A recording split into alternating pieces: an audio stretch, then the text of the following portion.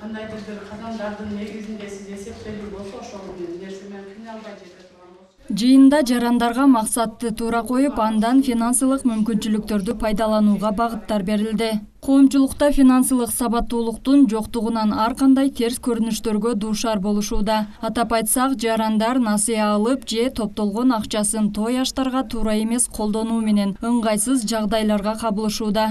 Биз ойлонгон кыялдарды турмушка ашыруу үчүн кандайдыр бир мүмкүнчүлүк керек экен да, бул финансылык мүмкүнчүлүк болбоюнча кыялдарды же башка бир ойлогон нерселерди ишке ашыра албайбызыбыз анык да. Ошолорго кандай чараларды көрүш керек, же ошого кантип даярдык көрүш керек, финансылык сабаттуулукту кантип жөө керек, ушулар жөнүндө семинарда кеңири окутуп атат азыр. Алган тренингди өткөрүү максаты коомчулукта финансылык түшүнүктү жайылтуу, аны туура багытка максаттуу пайдаланууну үйрөнүү болуп саналат. Финансылык сабаттуулук бул өз каржысын туура башкаруу, үй бүлөлүк бюджетти туура пайдалануу, финансылык максаттарды туура коюу деп белгилешет.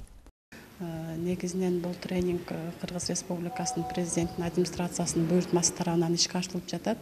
Бул негизинен калктын арасындагы финансылык сабаттуулукту жогорулатуу, ошол эле мезгилде өзүнүн каражаттарын башкаруу, үй бүлөлүк бюджеттин каражаттарын башкаруу, акча каражаттарын кантип чогултуу керек, жана кайсыл жактарга туура багытта иштетүү керек, максаттуу финансылык максаттарды белгилей алуу, ошол эле мезгилде мүмкүн болгон тобокелчиликтердин алдын алуу максатында уюштурулуп жатат.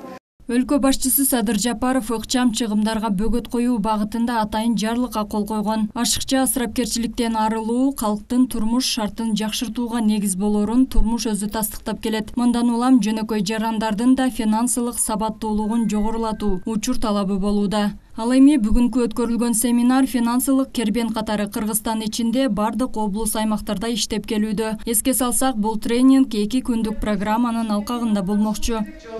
Айсулуу Абдилаким кызы, Абдиламит Абдиманап уулу, Алтын бешик жаңылыктары.